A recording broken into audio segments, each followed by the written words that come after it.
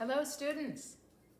It's so good to see you again. Well, I'm not really seeing you, but good afternoon, or whatever time it is where you are in isolation. I hope you're doing well.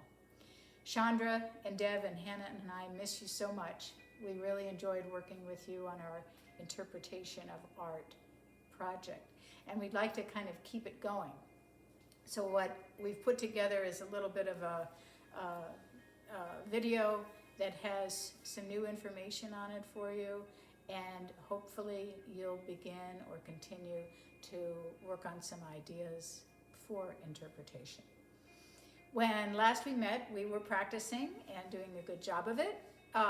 You guys did some fabulous paintings. So proud of you, and many of you even began making lyrics and doing a great job of it.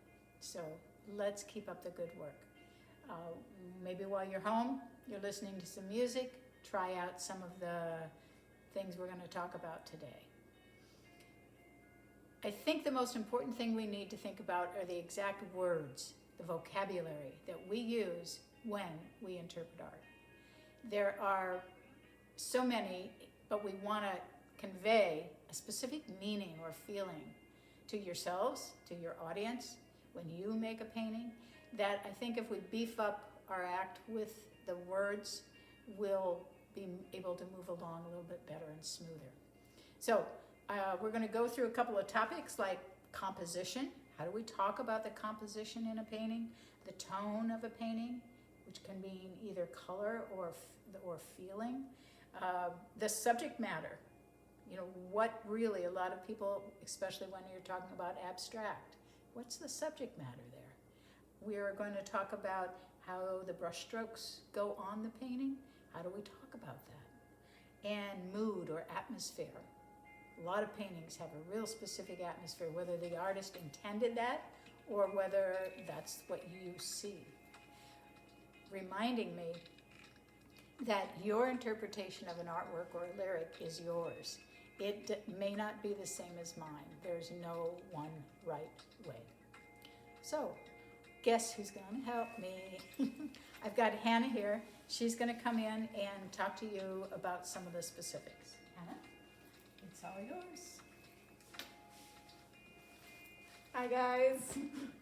Thank you for joining us in class today. I know it's been a little difficult with everything that's going on, but we wanted to let you know that we're dedicated to making sure that you keep on keeping on with your art and your lyrics and everything that falls under that umbrella, and we are practicing safe social distancing. We've got our hands washed, we've got our masks on, and I hope you're ready for class because it's starting. All right, so Joan was talking about how important it is to have the vocabulary to describe your art or to let other people know what direction you were going in with it. That doesn't mean that you have to explain your artwork to anybody, but it is nice to be able to have a conversation about it, really. So one of the things that she brought up was composition. Composition has to do with the layout of the art. So you can kind of think of it as the logical response at first glance. So you're not going to really notice, composition doesn't have to do with the mood necessarily of the painting or how striking the colors are or the subject matter. Composition is like, is it in a landscape format? Is it in a portrait format? There are so many different parts of the composition that include the type of painting that it is, if it's overlaid, if it's free-flowing. It's kind of just your preview of the painting, what your brain does to give you a preview of the painting. So moving on from composition, we have tone. So like Joan said also, the tone can be representative of the colors, but it can also be almost the mood of the painting. Like this could be described as color-wise as a somber tone. It's an older style painting. You've got a lot of really wonderful golds and reds, but you also have a lot of darkness in this painting as far as the background. So it's almost a still life. Well, it is a still life, but the nature of the still life is really chaotic. There's a lot going on in this painting. So that's kind of what the tone deals with. It deals with if it's a flat painting, if it's very uniform, or if it's all kind of broken up and if it's got a lot of different ideas going on in it all at once. Being an old style painting again, this isn't necessarily going to be like a Jackson Pollock painting, and if you don't know who that is, we're gonna get to that at some point, but not right now.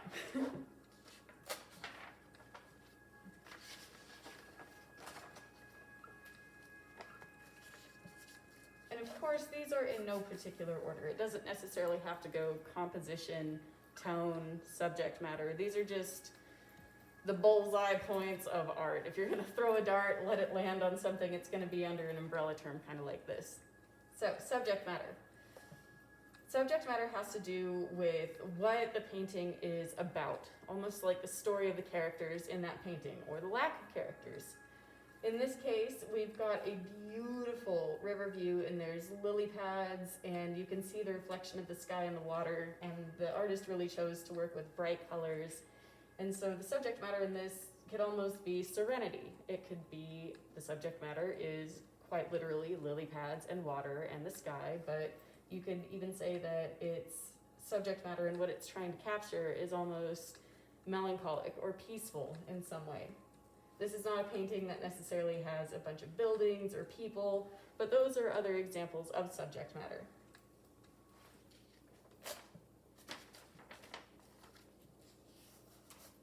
After that comes color. So color is a lot about how it looks and feels and how it works together, and it's one of the strongest things that you can use as an artist. We live in such a colorful world, but there's all different kinds of things that go into that. Like, there are people who have different kinds of color blindness, and colors look different for them.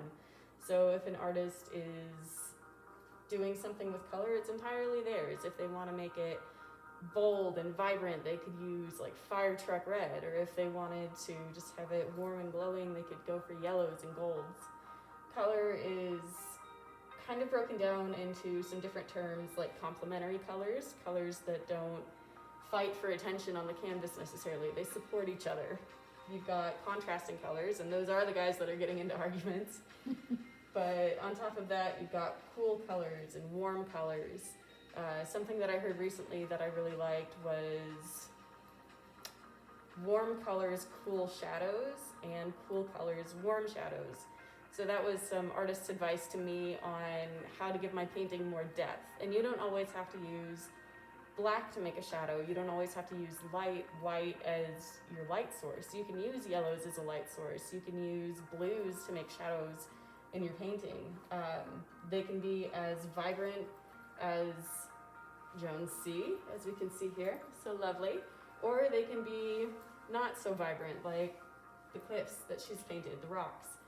Those are all browns, and even coming out on screen quality, they might even look black. So keep that in mind as you're doing your painting. Just let your color free flow, or if you want to start working in monochromatic schemes, that's also an option, which is why we're moving on to our next topic. If I can find it. All right. So for me, directly related to color is the mood or the atmosphere of the painting. The artist can use a ton of different ways to bring up an emotional response for their artwork. Something that we've talked about with Joan's painting before is that it's out on the seaside, and you can almost just hear the crash of the waves, and you can really fall into that. This artist had a similar view also of the sea, but their sea is completely different.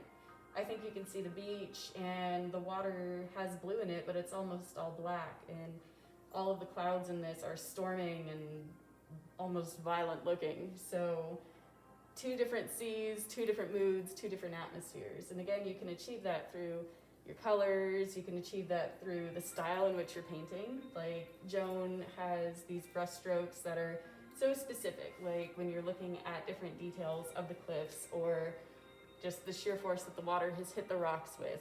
This artist, on the other hand, it feels like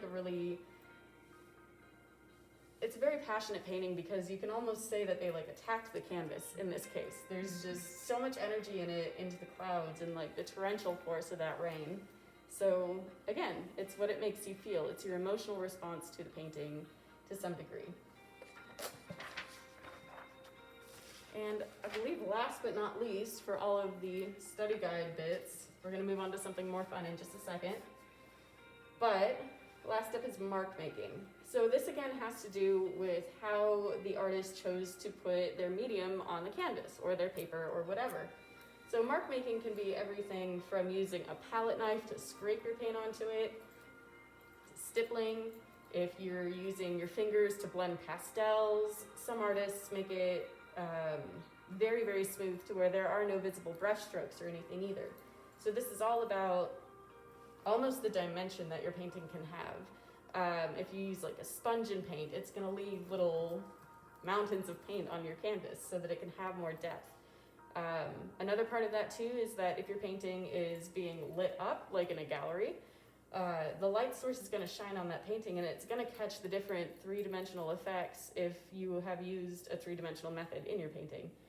So it's very cool because you can make it soft and cloud-like, flat on paper, or you can make it coral-like and just jumping off the canvas. There's so many different ways to put your own personal mark into the paintings.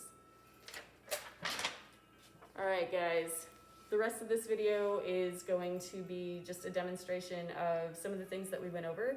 So if you don't want to continue watching this, you're not technically required to, but if you do want to stick around to have Joan and I give an example each of some of our own artwork, then you're more than welcome because we want to make sure that you guys fully get the content. But we're going to be starting with that in just a second.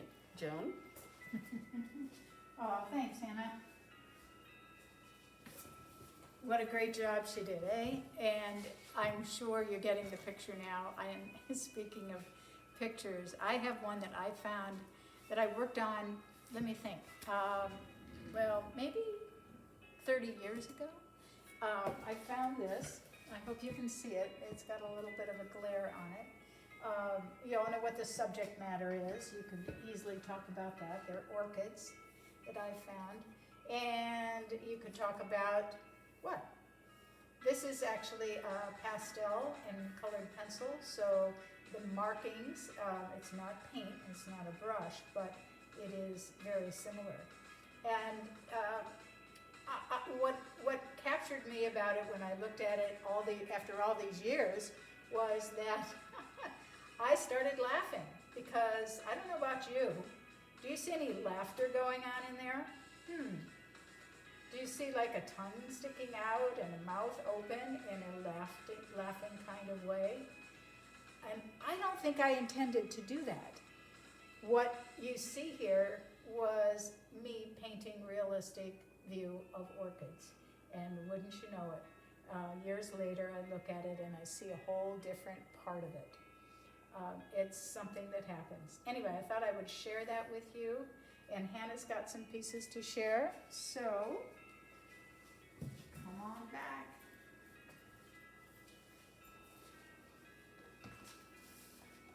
Ugh. Hello again, everyone. We're struggling because life is not perfect. All right, so these are the pieces that I decided to show you guys. These are, for me, they're doodles because I get to use spray paint whenever I want because I'm an adult. So if I want to use it to doodle, I'm going to use it to doodle. That being said, these are obviously not large canvas pieces, is why I bring that up. These are just kind of papers that I had laying around and I just got to sketching one day, and this is kind of how that happened. I'm going to zoom in there. Of course. So with these, we've got an example of splatter paint almost. I didn't use the spray paint just like that. I'm not going to tell you guys how to spray paint yet. We're going to have a class at some point. So anyway, I used a bit of a splatter effect for this one. So this particular piece, it's got a little bit of emphasis to the pieces that do have paint on it. The brown is what's called negative space. So this is what's going on in a painting or a drawing that isn't necessarily being looked at for that reason. It's your background, it's your negative space. It's just existing there to give a platform for the paint. So next up on this one, we have a little octopus in a glass that I drew because art can be whatever you want it to be, and I felt like doing that, so that's what I did. This particular piece, you can see a lot more of my style, which is very sketch-like. If I'm using a tool like a pen or a pencil, The way that I grew up doing art and the way that I decided to practice it and to hone my skills was to do a lot of sketching and a lot of experimentation. So that's what I've done, but I used a regular old pen for this, just like a Bic point pen, a ballpoint Bic pen, if I can speak. But to highlight it and to really make it pop, what I've started to do with it is to add little accents of white paint. So this is also actually paint because I couldn't find a gel pen that worked. So these are my two examples, and then I've got one more to show you guys.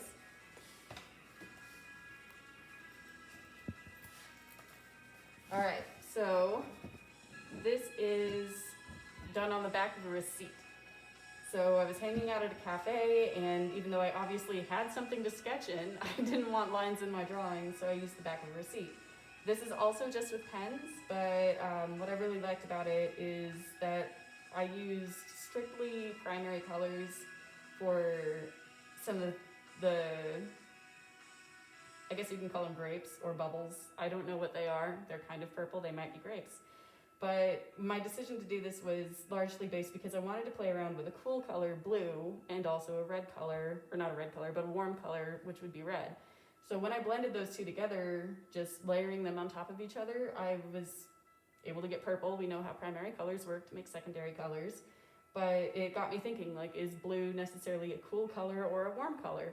And why is it complementary to yellow? Because the tone of this paper is a little bit yellow and it picks up on that. So when you're making a piece of art, whether you're just hanging out and sketching or whether you're going at it to a canvas with determination, just remember that you can experiment on that piece that you're doing. You don't have to produce a brand new piece that's gonna blow the whole world away. Just make sure to do art that you're excited about, or if you wanna really learn how to draw something really well, draw 100 of them and then draw 100 more.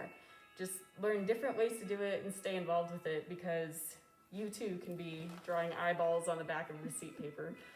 But I think that sums up everything on my end. So we're gonna get Joan back over, and I hope you guys stay safe, and I hope we get to do class again soon. Bye. Thank you, Hannah. Oh, well, we're having fun. I hope you guys are still having fun, and that you will come back to us, react to what we said. If you want to send us a video, super. If you want to send us an email or just write us a note, I'm going to give you your cheat sheet. You will get that. Uh-oh, where is it? Everybody gets a hard copy of this. I call it a cheat sheet, but it's pretty much what Hannah and I have been talking about today, using words. And these will give you some words. And I'm sure that when you start using those words, you will be thinking of a million more. So do that. Write it down and let us hear from you. Thanks.